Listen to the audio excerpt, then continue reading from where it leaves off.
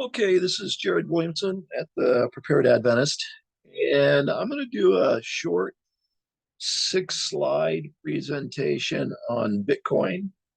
And from the outset, I want to point out that this is taken largely, almost word for word in many cases from an interview of Natalie Smolenski by Natalie Brunell on YouTube on April 4th, 2024. And I'll leave a link in the description to this.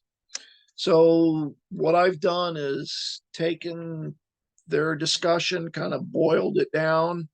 Didn't need much boiling down because it was pretty good. And I added some pictures and maybe a little bit of verbiage on my own.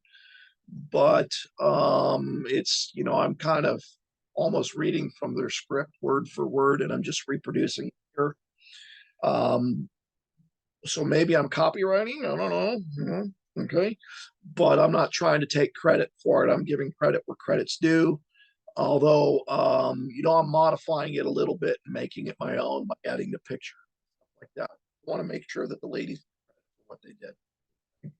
So the reason why I'm bringing this up is because I'm a Bitcoin believer. Natalie Brunell, great job in promoting Bitcoin. And I want to kind of further the cause a little bit in my little small corner. And so my little discussion here is what is the value of Bitcoin? And I want to hit it from one particular little angle. Many people see Bitcoin only as property and as a store of value and as the best savings technology available today. It's among Bitcoin believers. Other Bitcoin believers see it as a peer-to-peer network and as a mechanism to exchange value that is very private in a sense. The transactions on the ledger are public, but it can still be very private and not surveilled. Others see Bitcoin as, scam, next greater fool, crypto, scam money. Okay, fine. But let me go over kind of what it is. All right. Let me see if I can get my slide presentations to work. Come on, PowerPoint.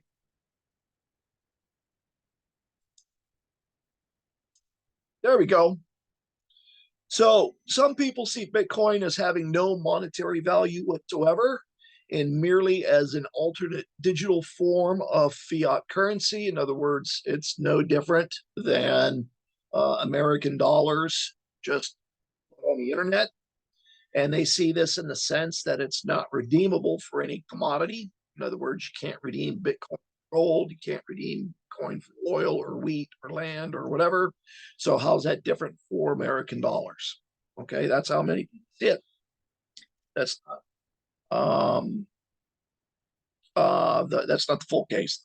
Okay, what Bitcoin is the promise of censorship resistant peer-to-peer transactions across a decentralized network that cannot be shut down. Because of its decentralized public ledger, transactions on the Bitcoin network cannot be forged, and the amount of Bitcoin cannot be inflated in order to devalue the Bitcoin. There will only ever be 21 million Bitcoin. Okay. And for those of you that say, oh, well, the government or the powers that be or the New World Order will just shut down the internet. No, they're not.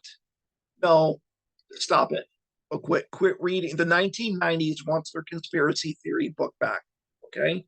No, they're not going to shut down the internet. Okay. No, they're not going to shut down the global power grid. It's not going to happen. Okay. Not happening. Stop it. Okay. Okay. So, when I send money on PayPal or Zelle or whatever, I need the permission of my bank to send it from one person to another or from one person's bank to another.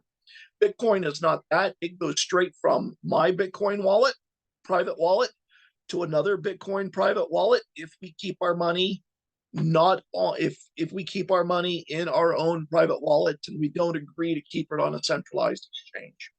Okay. And because it's decentralized, the transactions cannot be forged. You would have to get all of these millions of computers to simultaneously all agree to these false transactions, and it's not going to happen. Okay. These are not mere abstractions, but it's a very concrete material value proposition. All right. Being able to send money from Tom to Harry without anybody's permission all the way across the globe securely. Again, without a middleman taking a slice, knowing that person will get it is of great value.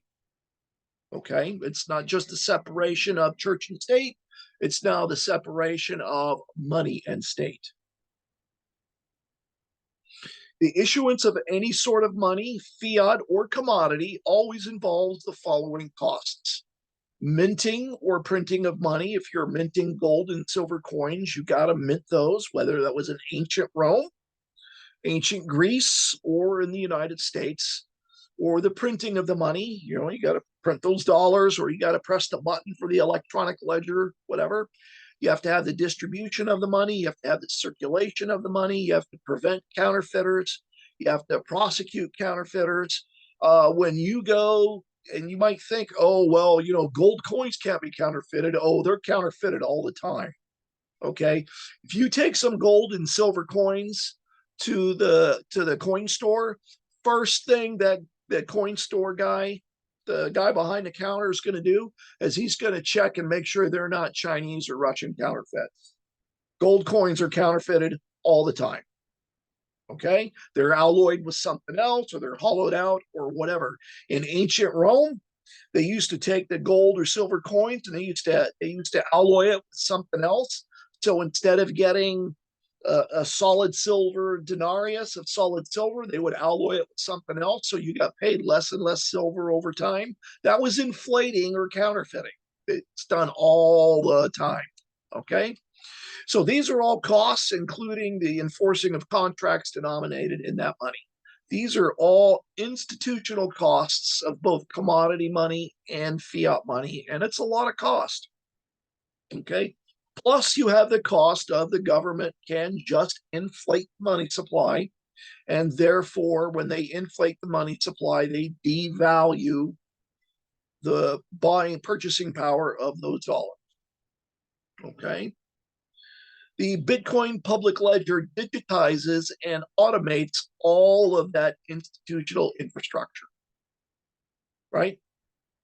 All of that stuff is taken care of on the Bitcoin's public ledger, and it's all automatically handled. And you can't have, there's no central server, there's no corporation, there's no CEO, there's no law enforcement agency, there are no programmers who can go in and change it. Right? It's all automated, self-running, and it can't be hacked. Okay. Bitcoin's been around for 15 years, has not been hacked one time. Okay. And then lastly, Bitcoin is digital gold, but better than digital gold, in my opinion. Like gold and silver, Bitcoin is value that can be transacted, that has a very clear use value, that does not depend on shared societal, cultural, religious, or linguistic assumptions. Like gold and silver, Bitcoin can be traded across borders. So when you went from one country to another in the ancient world and you had a gold coin, they would put it on a scale and they would weigh it, and it weighed, 1 ounce, let's say, and they knew it was actual gold all the way through and it wasn't alloyed with something else. Then they would go, oh, okay, well, then this is the same as our, 1 ounce Chinese gold coin. I don't think they used ounces, but you get my point. And they didn't care what language was printed on the front of the gold, whether it was Latin or whether it was Chinese or whether it was a language from India, whether, I don't know what languages they spoke way back then, Hindu or Hindi, or, please forgive my ignorance, I don't know. Okay. Okay. So it can be traded across border. They didn't care because they just knew it was this metal gold they cared about, or this metal silver. However, unlike gold and silver, Bitcoin that cannot be confiscated, cannot be inflated, cannot be forged, and you can transmit $1 billion in Bitcoin across the globe completely securely without anyone's permission in just minutes for just a few bucks, $25. How much would it cost you to transport $1 billion worth of gold, right? All the way from California to Hong Kong, right? All the way across. You got to provide security for it. You got all, you got it's got to go across borders. You got to ship it. You got all these costs associated with to ship all that gold. I can transmit the same value all the way across the border, and I don't need permission from banks, right? How much would it cost you to transmit $1 billion from Bank of America to Bank of Hong Kong? How much are they going to charge you to do that? What, $100,000 to banks? And it's going to take you hours to do that. And you need the permission of the banks to do that. And that they're and implied the permission of the governments. Right. One of the interesting stories, and I don't approve of breaking of the law, but one of the interesting stories was there was a guy, you can look this up, I forget the exact dollar amount, but there was a guy in Germany who had millions of dollars on a hardware wallet, and the German police got a hold of him, and they got a hold of his hardware wallet, and the hardware wallet had millions of dollars in, I think, Bitcoin or crypto of some kind. And they told him, give us the password. We've got your hardware wallet. Give us the password to your cryptocurrencies because we want the $40 million or whatever it was that was on there. And he said no. And they couldn't get his money from him. And the interesting part was, as long as he kept the seed phrase in his head and they couldn't find the seed phrase from him, unless they kept him in a cell, as soon as he was a free man, he could go anywhere in the world, get another hardware wallet, reproduce that seed phrase, and get that money back.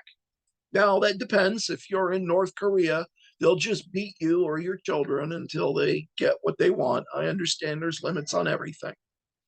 But it's really nice to be able to have access to a bunch of money that, never mind the government, I'm not advocating breaking the law, but never mind, bad actors can't take it from you or even know where it's at. Okay. So, I just thought I'd throw that out there.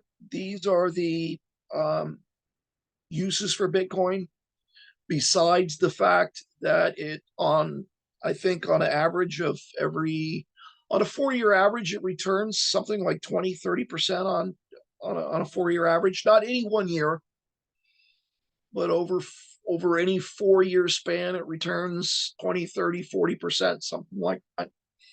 So anyway, that's all I wanted to say now. I'll put the link to where I got this originally from in the description. And I want you guys to go back and watch that original interview. Okay. All right. Then that's done with the discussion now. Okay, then bye.